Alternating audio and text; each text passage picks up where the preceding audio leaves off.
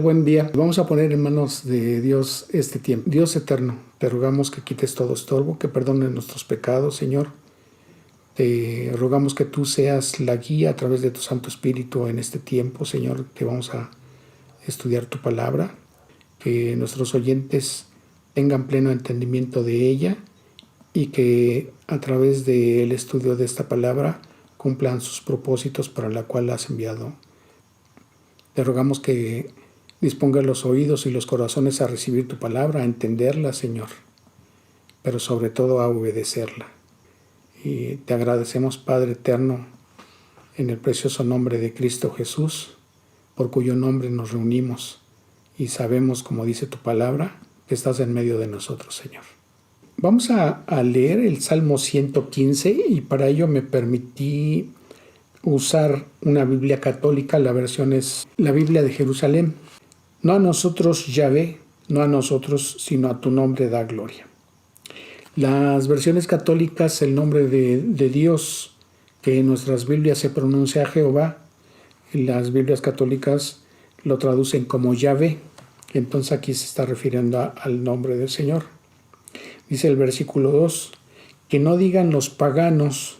Y cuando nosotros escuchamos esa expresión al referirse a alguna persona, normalmente la mayoría de las gentes la aplican a personas que se entiende que no son religiosas y pues a manera de burla o a manera despectiva les dicen paganos.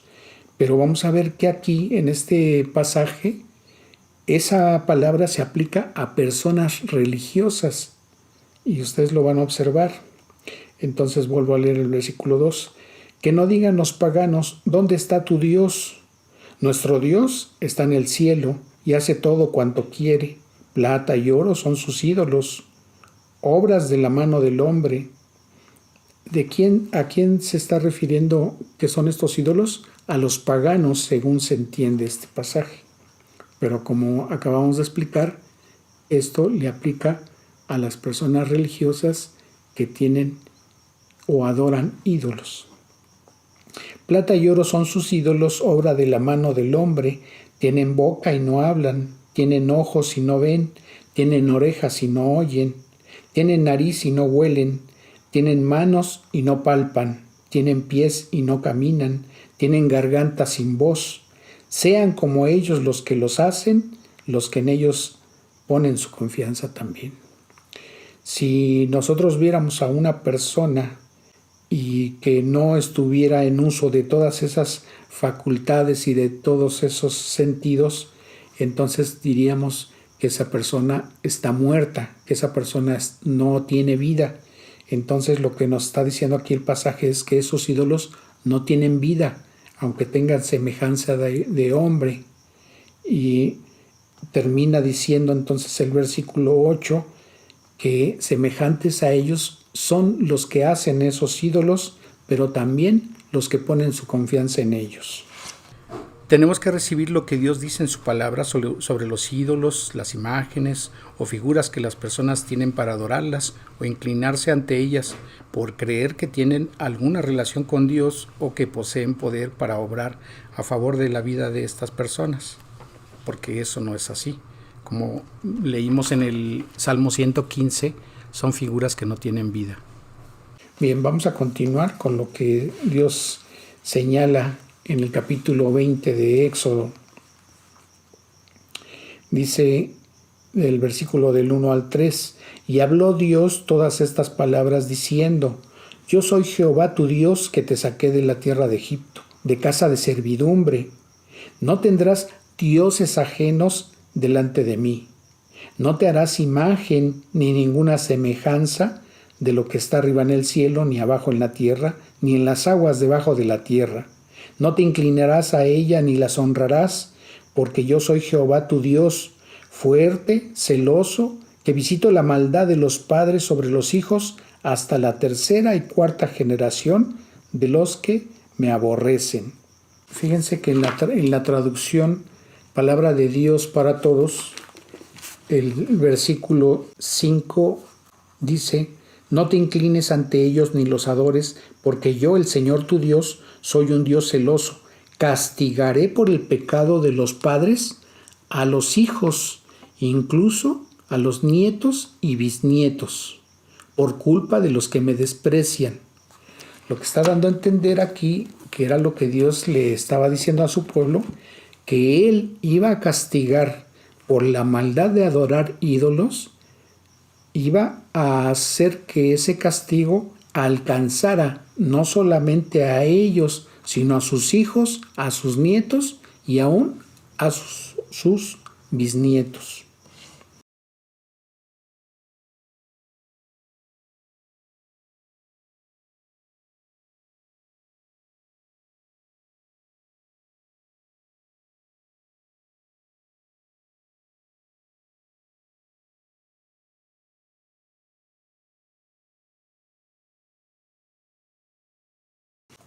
Si observamos el libro de Deuteronomio en el capítulo 4, los versículos 15 y 16 dicen: guardad pues vuestras almas, para que no os corrompáis y hagáis para vosotros escultura, imagen de figura alguna, efigie de varón o hembra.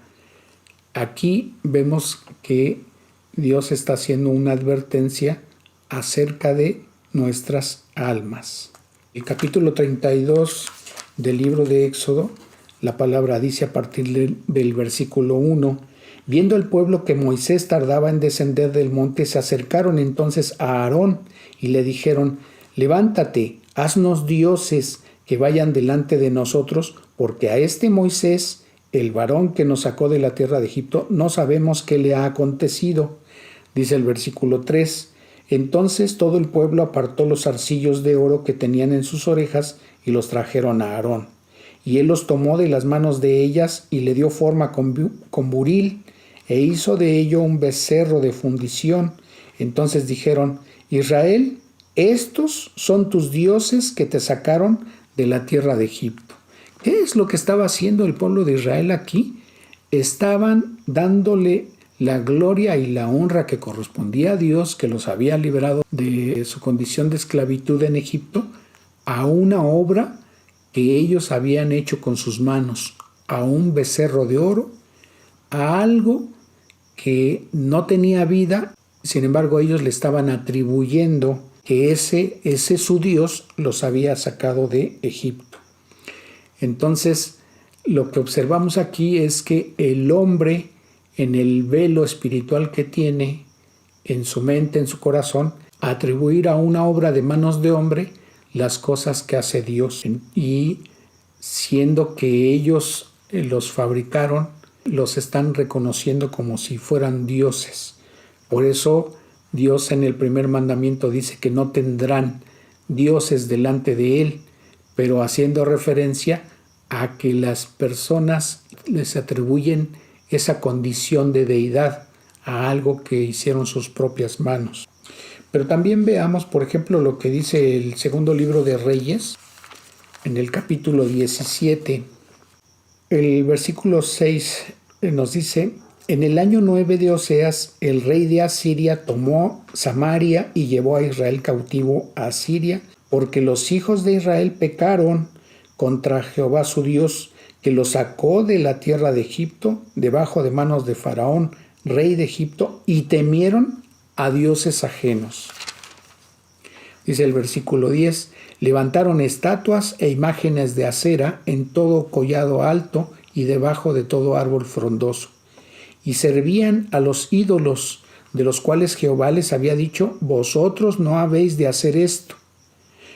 Dice el versículo 13: Jehová amonestó entonces a Israel y a Judá por medio de todos los profetas y de todos los videntes, diciendo: volveos de vuestros malos caminos y guardad mis mandamientos y mis ordenanzas, conforme a todas las leyes que yo prescribí a vuestros padres y que os he enviado por medio de mis siervos los profetas. Mas ellos no obedecieron, dice el versículo 14. Entonces Dios los había liberado de Egipto. Allá se habían acostumbrado, aunque sabían que había ese Dios que había guiado al patriarca Abraham, a Isaac y a Jacob, sabían que existía ese Dios.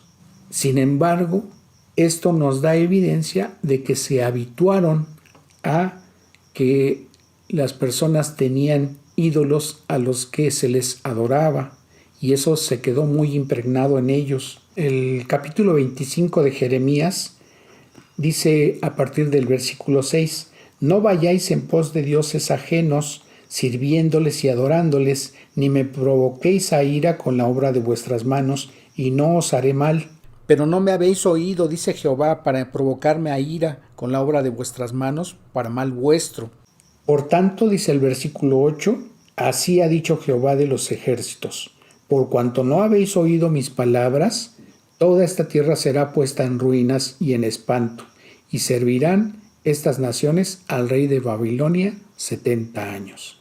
Entonces, después de haber salido de Egipto, ellos seguían con ese hábito de tener imágenes, de hacerse esculturas para adorarlas. Entonces, la figura representativa después de haber salido de Egipto era ese becerro de oro. Pero también vemos que cuando se los llevaron a Siria, ellos habían pecado contra Dios por haber adorado ídolos. Y Dios los saca de manos de los asirios y vuelven a caer en el mismo pecado de idolatría. En Isaías 54, en el versículo 5, la palabra dice: porque tu marido es tu hacedor, Jehová de los ejércitos es su nombre, y tu redentor, el Santo de Israel, Dios de toda la tierra, será llamado. Nos dice versículo 20 del capítulo 3 de Jeremías: porque como la esposa infiel abandona a su compañero, así prevaricasteis contra mí, oh casa de Israel, dice Jehová. ¿Qué es lo que le está diciendo Dios a su pueblo Israel? Le está diciendo: yo te traté como esposa y ahora me eres infiel porque te has ido a adorar a otros dioses. En el libro de Ezequiel capítulo 14, dice en el versículo 6: por tanto di a la casa de Israel, así dice Jehová el Señor: convertíos y volveos de vuestros ídolos, y apartad vuestro rostro de vuestras abominaciones. ¿Qué quiere decir? Que el hecho de adorar imágenes no es cualquier cosa, es un pecado muy grande, un pecado que Dios lo mira como algo abominable. Y si nosotros vemos en el libro de Jeremías, en el capítulo 50, en el versículo 6 y 7, ovejas perdidas fueron mi pueblo, sus pastores las hicieron errar por los montes, las descarriaron, anduvieron de monte en collado y se olvidaron de sus rediles. Todos los que los hallaban, los devoraban. Dice el versículo 17, rebaño descarriado es Israel, leones los dispersaron, el rey de Asiria lo devoró primero, Nabucodonosor, rey de Babilonia, los deshuesó después. Y en el capítulo 55, en el versículo 34, me devoró, me desmenuzó Nabucodonosor, rey de Babilonia, y me dejó como vacío, me tragó como dragón, llenó su vientre de mis delicadezas y me echó fuera.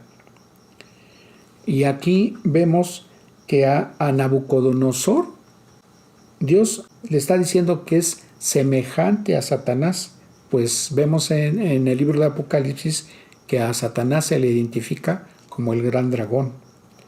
Pero también podemos ver en el libro de Ezequiel, en el capítulo 29, que en el versículo 3 dice Dios: habla y di, así ha dicho Jehová el Señor, he aquí yo estoy contra ti, Faraón, rey de Egipto, el gran dragón que yace en medio de sus ríos, el cual dijo: mío es el Nilo, pues yo lo hice. También igualmente a Faraón, Dios le está diciendo que es semejante a Satanás. ¿Pero por qué les dice esto? Si observamos el capítulo 17 en el versículo 7 del libro de Levítico: y nunca más sacrificarán sus sacrificios a los demonios, tras los cuales han fornicado. Tendrán esto por estatuto perpetuo por sus edades. Entonces, lo que Dios les está diciendo no son las figuras que han hecho con sus manos lo que están adorando. Lo que están adorando son a demonios. ¿Qué es entonces lo que tenían en común esos imperios tratándose de Egipto, de Asiria, de Babilonia, de los medos y los persas y también de Grecia y de Roma? La idolatría. Y la idolatría, sabiendo, como dice aquí este versículo, que son demonios a los que se adoran a través de esos ídolos, entonces podemos entender que quien está detrás de todo ello es Satanás. Y eso es algo en común en esos imperios. Y entonces tenemos ahora el contexto para ver lo que dice el libro de Apocalipsis en el capítulo 17. Vino entonces uno de los 7 ángeles que tenían las 7 copas y habló conmigo diciéndome: ven acá y te mostraré la sentencia contra la gran ramera, la que está sentada sobre muchas aguas, con la cual han fornicado los reyes de la tierra, y los moradores de la tierra se han embriagado con el vino de su fornicación. Y me llevó en el espíritu al desierto, y vi a una mujer sentada sobre una bestia escarlata, llena de nombres de blasfemia, que tenía 7 cabezas y 10 cuernos. Y la mujer estaba vestida de púrpura y escarlata, y adornada de oro, de piedras preciosas y de perlas, y tenía en la mano un cáliz de oro lleno de abominaciones y de la inmundicia de su fornicación. Y en su frente un nombre escrito, un misterio: Babilonia la Grande, la madre de las rameras y de las abominaciones de la tierra. Vi a la mujer ebria de sangre de los santos y de la sangre de los mártires de Jesús, y cuando la vi quedé asombrado con gran asombro. Y el ángel me dijo: ¿por qué te asombras? Yo te diré el misterio de la mujer y de la bestia que la trae, la cual tiene las 7 cabezas y los 10 cuernos. La bestia que has visto era y no es, y está para subir del abismo e ir a perdición. Y los moradores de la tierra, aquellos cuyos nombres no están escritos desde la fundación del mundo en el libro de la vida, se asombrarán viendo la bestia que era y no es y será. Esto es para la mente que tenga sabiduría. Las 7 cabezas son 7 montes sobre los cuales se sienta la mujer, y son 7 reyes. 5 de ellos han caído, uno es y el otro aún no ha venido, y cuando venga es necesario que dure breve tiempo. La bestia que era y no es también el 8º, y es de entre los 7 y va a la perdición. Los 10 cuernos que has visto son 10 reyes que aún no han recibido reino, pero por una hora recibirán autoridad como reyes juntamente con la bestia. Estos tienen un mismo propósito y entregarán su poder y su autoridad a la bestia. Me dijo también: las aguas que has visto donde la ramera se sienta son pueblos, muchedumbres, naciones y lenguas. Si recordamos lo que vimos en la enseñanza anterior a esta,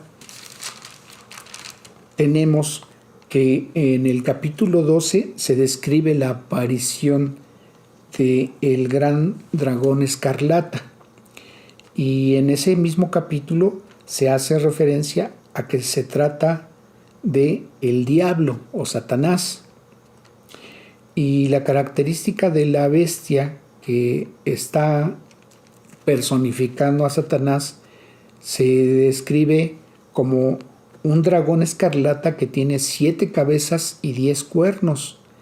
Y veíamos también que la bestia que aparece en el capítulo 13, primer versículo, dice que era una bestia que subía del mar y también contaba con 7 cabezas y 10 cuernos. En ese sentido eran semejantes, pero en el versículo 2 se hacía la descripción de que esa bestia era semejante a un leopardo, con pies de oso, con boca de león, y que el dragón le había dado su poder, su trono y gran autoridad. La semejanza ahora con esta bestia sobre la cual viene montada la gran ramera, esa mujer que se describe en el capítulo 17, vemos que también cuenta con 7 cabezas y 10 cuernos. ¿Qué es lo que nos está diciendo aquí la Escritura? Que detrás, primeramente, del anticristo, que se describe aquí en el capítulo 13 como una bestia, y la que se describe aquí en el capítulo 17 es Satanás, quien está detrás de ello. Pero ¿quién es esta mujer? En la descripción de su vestimenta de púrpura y escarlata se asocia con la vestimenta que normalmente distinguía a la realeza. Y en documentales y en noticieros podemos ver a ciertos personajes que utilizan ese tipo de vestimenta. Dice el versículo 6: y vi a la mujer ebria de la sangre de los santos y de la sangre de los mártires de Jesús, y cuando la vi quedé asombrada con gran asombro. Y el ángel me dijo: ¿por qué te asombras? Yo te diré el misterio de la mujer y de la bestia que la trae, la cual tiene las 7 cabezas y los 10 cuernos. Esto para la mente que tenga sabiduría. Las 7 cabezas son 7 montes sobre las cuales se sienta la mujer. Y fíjense que hay quien ha llegado a decir que esos 7 montes se trata de la descripción geográfica que ocupa alrededor del Vaticano, en Roma. Pero fíjense lo que nos dice el versículo 10: y son 7 reyes. Vuelvo a leer versículo 9. Esto es para la mente que tenga sabiduría. Las 7 cabezas son 7 montes sobre los cuales se sienta la mujer, y son 7 reyes. Se está refiriendo a la identificación de esas cabezas con 7 reyes. Y dice el mismo versículo 10: 5 de ellos han caído, uno es y el otro aún no ha venido, y cuando venga es necesario que dure breve tiempo.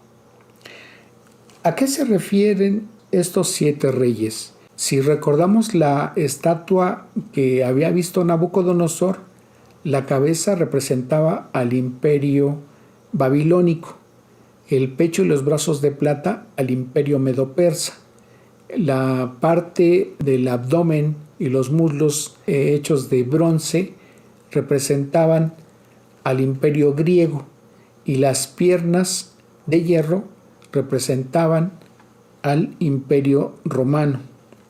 Pero está diciendo aquí que 5 de ellos han caído. Cuando Daniel recibe la revelación de lo que significa esa estatua, en su tiempo el imperio egipcio y el imperio asirio ya habían pasado. Entonces ahí van 2: imperio egipcio, imperio asirio. Después sigue el imperio babilónico, el imperio medo-persa y el imperio griego. Al tiempo en que el apóstol Juan escribe el libro de Apocalipsis, esos 5 imperios ya habían pasado. Repito: Egipto, Asiria, Babilonia, el imperio medo-persa y el imperio griego ya habían caído. El que estaba vigente en el tiempo del apóstol Juan era el imperio romano. Entonces, esto significa que hasta el imperio romano estaban contando 6. ¿Pero por qué habla de 7? Veíamos en la enseñanza anterior, hay un imperio que se está levantando y que más o menos el área geográfica que está ocupando es muy similar al imperio romano. Y decíamos que muchos identifican que ese imperio es la continuación del imperio romano. En el caso de la estatua, veíamos que las 2 piernas simbolizaban a un reino dividido, en este caso el imperio romano. Si nosotros recurrimos a la historia, vemos que después del año 300 el imperio romano fue dividido. La parte oriental quedó identificado como imperio bizantino, y ese imperio estuvo a cargo de Constantino y su capital fue Constantinopla. La otra parte quedó centralizada en Roma. Si seguimos observando en la historia, la Iglesia Católica tiene nacimiento entre el año 320 a 350. ¿Cuál fue el origen de su formación? Cuando el Imperio Romano observó que entre más perseguía a los cristianos, estos se reproducían o aumentaba la afiliación de más personas a la fe cristiana. Entonces Constantino optó por ya no perseguirlos y adoptar la fe cristiana en apariencia. ¿En qué sentido? Hay un dicho que dice: si no puedes con el enemigo, únete. Entonces lo que hizo Constantino fue adherirse al cristianismo para atraerlos, pero también hizo un sincretismo de la fe cristiana con la idolatría que tenía Roma. Esa religión naciente, que fue la católica y que sigue hasta nuestros días, es la que ha seguido manejando Roma. En ese sentido, el Imperio Romano no tuvo fin, sino que tuvo una continuidad con ese matiz, con un matiz religioso. ¿Por qué es importante esto? Porque en la actualidad lo que estamos viendo es el movimiento ecuménico, pero el movimiento ecuménico, si lo vemos de una forma simplista, diríamos: pues es la unión de todas las religiones del mundo. Pero esto va más allá. ¿En qué sentido? En el momento en que todas las religiones se unen, tiene que haber un consenso en las creencias. Algunas religiones van a tener que dejar cosas de las que creen, las van a tener que hacer a un lado para que las demás las acepten. Pero también muchas van a tener que adoptar cosas en las que no creían. ¿Y a qué nos lleva esto?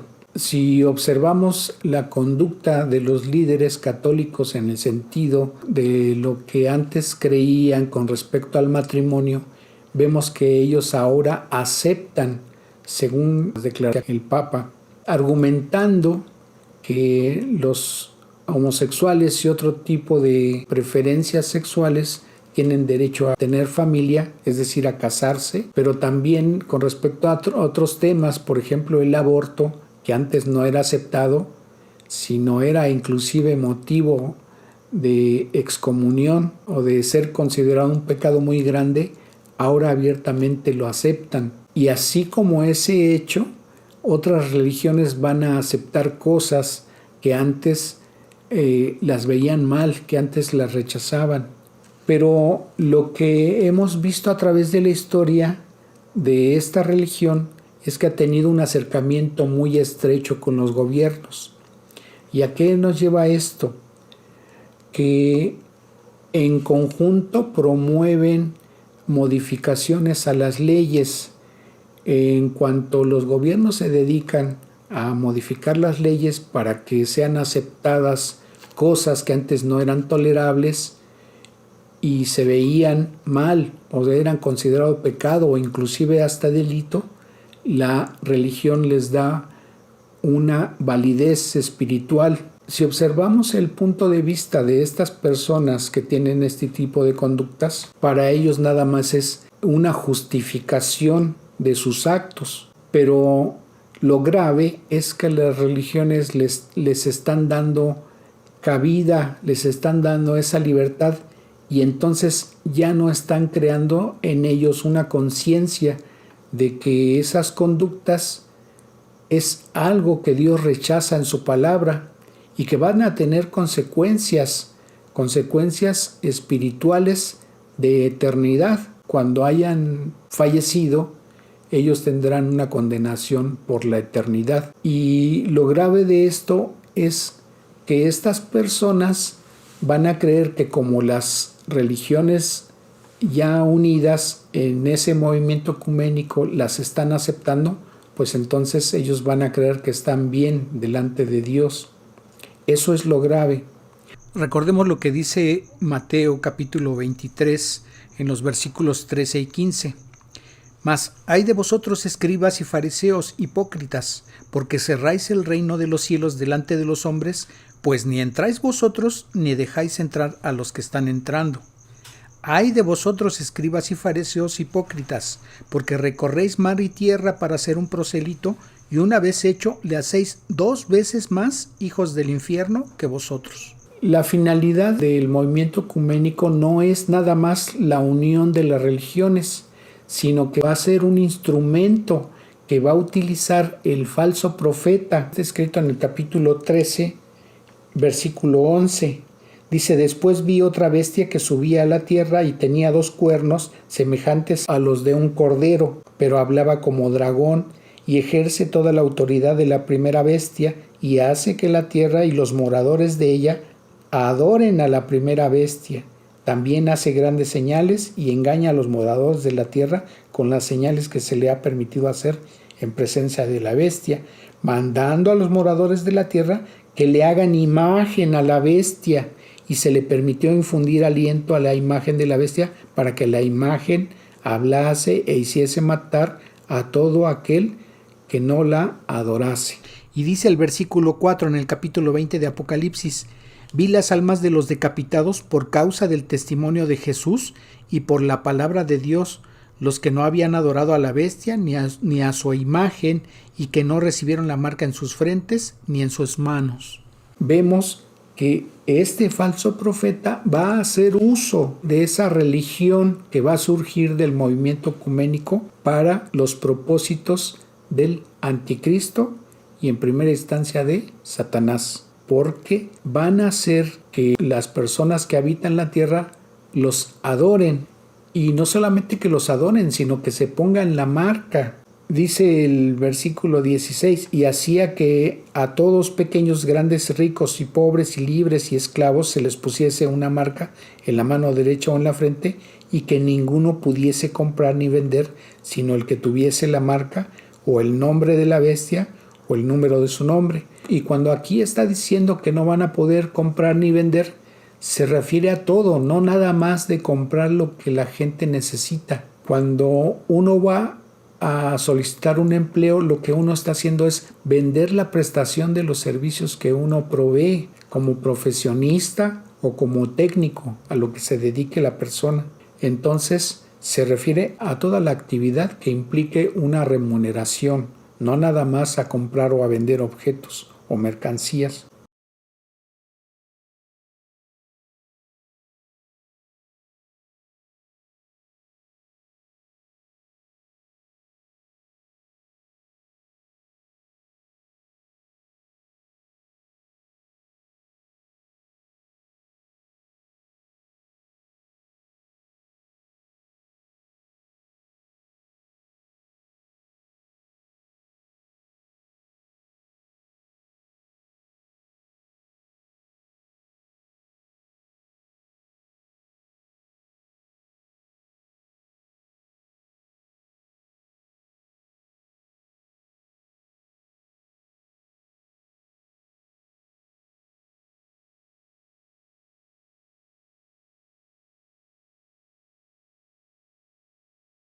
Esto es muy grave. Es obvio que el anticristo no se va a aparecer así tal cual, sino que él se va a presentar o se va a dar a conocer ante las naciones, ante el mundo, como una persona muy carismática, muy preparada para resolver los problemas que en ese momento se tengan en las naciones. Él va a ser una persona muy inteligente, tanto que va aparentemente a dar solución a todos los problemas sociales y económicos que en el momento de su surgimiento esté viviendo la humanidad.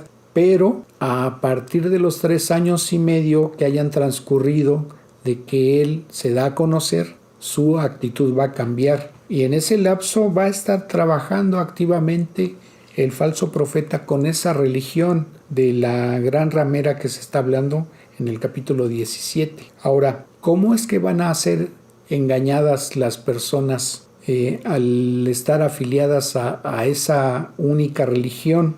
Si observamos en el capítulo 4 de la primera carta a Timoteo, el versículo 1 dice: pero el Espíritu dice claramente que en los postreros tiempos algunos apostatarán de la fe, escuchando a espíritus engañadores y a doctrinas de demonios. Es obvio que quien esté enseñando en las iglesias no van a aparecerse literalmente como demonios. ¿Por qué? Fíjense, dice que algunos apostatarán de la fe escuchando a espíritus engañadores y a doctrinas de demonios. ¿De qué manera? Fíjense lo que dice la segunda carta a los Corintios en el capítulo 11, a partir del versículo 3. Pero temo que, como la serpiente con su astucia engañó a Eva, vuestros sentidos sean de alguna manera extraviados de la sincera fidelidad a Cristo. Porque si viene alguno predicando a otro Jesús que el que os hemos predicado, o si recibís otro espíritu que el que habéis recibido, u otro evangelio que el que habéis aceptado, bien lo toleráis. Dice el versículo 13, porque estos son falsos apóstoles, obreros fraudulentos, que se disfrazan como apóstoles de Cristo.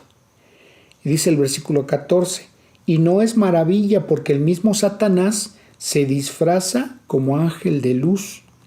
Así que no es extraño si también sus ministros se disfrazan como ministros de justicia, cuyo fin será conforme a sus obras.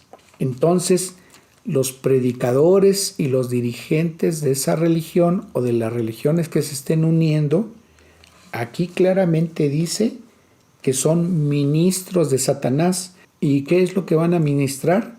Pues doctrinas de demonios. Pero también no va a ser algo así tan sencillo de identificar. Cuando la Escritura dice en Mateo 4, dice el versículo 2 en adelante, y después de haber ayunado 40 días y 40 noches tuvo hambre y vino a él el tentador, Satanás, y le dijo, si eres hijo de Dios, di que estas piedras se conviertan en pan. Él respondió y dijo, el Señor Jesucristo, escrito está, no solo de pan vivirá el hombre, sino de toda palabra que sale de la boca de Dios. El Señor Jesucristo le estaba citando la Escritura, pero vemos que el versículo 5 dice, entonces el diablo le llevó a la santa ciudad y le puso sobre el pináculo del templo y le dijo, si eres hijo de Dios, échate abajo, porque escrito está, a sus ángeles mandará acerca de ti, y en sus manos te sostendrán para que no tropieces con tu pie en piedra. ¿Qué es lo que está haciendo el diablo aquí? Le está citando también las Escrituras.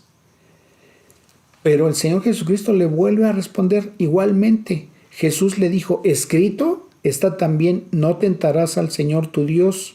¿Qué es lo que podemos tener presente con esto? Los que estén ministrando como falsos profetas, lo que van a hacer es alterar la doctrina, dar una interpretación a la Escritura que no es lo que está diciendo la palabra. Pero sabemos también que quienes predicamos la palabra nos podemos equivocar. Somos humanos y podemos equivocarnos, pero no lo hacemos con intención de desviar la doctrina o de apartar a las personas de la fe cristiana o del Evangelio o de lo que Cristo nos ha legado en su palabra. Pero en cambio ellos sí lo van a hacer, y en nuestros días podemos ver sectas que son totalmente antibíblicas. Cuando nos encontramos con ese tipo de personas que andan repartiendo literatura o nos quieren compartir de su doctrina, y nosotros con la Escritura en la mano les damos respuesta o les mostramos que lo que están enseñando no es así, lo que hemos visto es que ellos han ido cambiando, han ido modificando sus doctrinas, las han hecho más sutiles, de manera que si nosotros no estamos bien fundamentados en la palabra,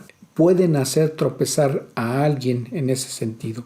Pero como hemos visto, la religión que esté predominando en ese momento, el objetivo va a ser que adoren a Satanás y adoren al anticristo. Entonces, lo que tenemos que hacer es profundizar en el estudio bíblico y también asimismo motivar a que quien sigue la fe cristiana crezca en el conocimiento y en el entendimiento de la palabra.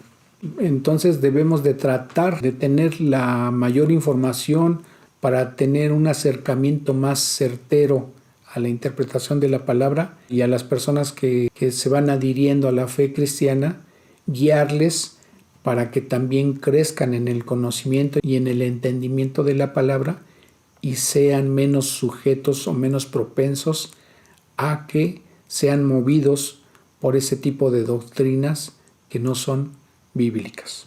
¿Qué podemos concluir de esto?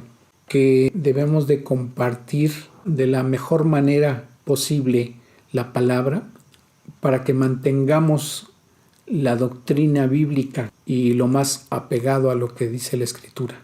Si Dios hoy ha hablado a tu vida para que no seas llevado por esas doctrinas de demonios, por esas doctrinas antibíblicas, por esas doctrinas anticristianas, para que no llegues a quedarte en ese juicio que viene sobre los moradores de la tierra y en esa probabilidad de que tengas que, por necesidad, ponerte la marca y adorar al anticristo y adorar a Satanás, yo te invito que le entregues hoy tu vida a Cristo, a que inclines hoy tu rostro, que reconozcas al Señor Jesucristo en tu vida.